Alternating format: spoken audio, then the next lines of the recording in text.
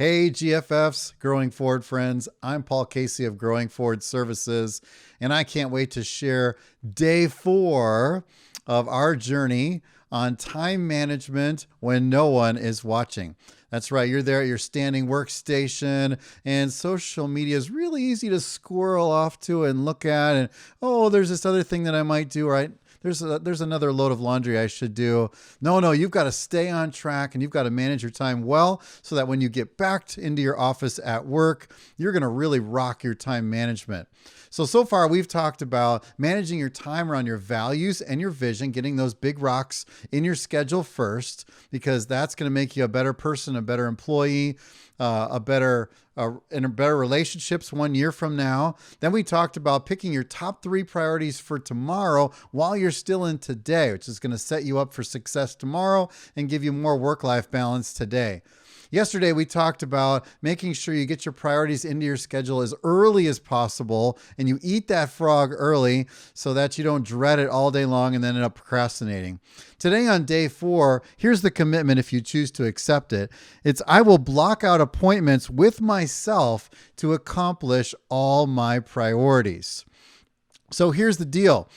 When you have a meeting scheduled, you're going to probably go to that meeting with someone. You're on Zoom or Skype, and it's like, well, I'm not going to show up for that. Everybody's going to know if I miss that meeting. But why do we blow off appointments with ourselves? And we don't respect ourselves enough to keep track of those tasks and get them done. Blocking time was the thing that I did that revolutionized my time management. Instead of looking at that legal pad of tasks, which I call an I don't want to do list, I'd look at that. I don't want to do that. I don't want to do that. And I'd pick the task that was probably the easiest one just to feel like I could cross something off my list. Because you get a little bit of a dopamine rush when you cross something off your list. But I wasn't getting the big things done. It would just keep getting bumped to the next day. So I choose to block my time and make an appointment with myself as if it were with another person. Because if someone's going to meet me at 6 o'clock in the morning to go jogging, I am not going to blow them off and go, I'm just going to keep sleeping and they're just going to stand out there and wait. I would lose friends pretty quickly if I did that.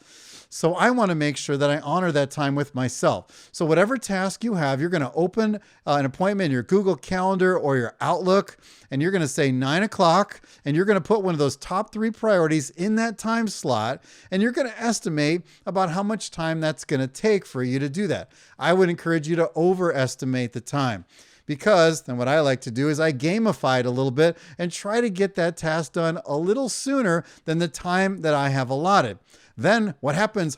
I've just found time. Well, not really, but it feels like getting let out of a meeting early, which never happens. And then it's like, I've got stuff. I could do something else. I could do one of my filler tasks because I've got extra time because I got it done. So make these appointments with yourself. It's going to make your calendar look like, whoa, I've got something scheduled every second. That's okay, because you're going to schedule in other things too, like breaks and lunch. You're going to make sure that you have that in there. But you're going to make sure that when that thing opens up, you're going to obey your calendar and you're going to do it just then. Hey, I would like to give you all of these top commitments, these 12 commitments of an effective time manager. And so it's just a one-pager that I'd love to email to you. If you will email me at growingforward@paulcasey.org, growingforward@paulcasey.org. And then I'll get those to you. I'll put you on my target practice email list and give you some other great gems of self-leadership each and every month. One other gift that I'd like to give you is my Control My Calendar checklist. Here's how you get it. You're going to go to open a text message on your phone, and you're going to type 72000 as the recipient, and then you're going to type the word growing in that subject, GROWING, and what's going to have you approve it, and then you're going to get that free checklist, which will kickstart your time management for the year ahead. So when you get back to work, you're going to have so many habits well established that you're going to rock the rest of your year. Hey, we'll see you tomorrow for day 5, and in the meantime, keep growing forward.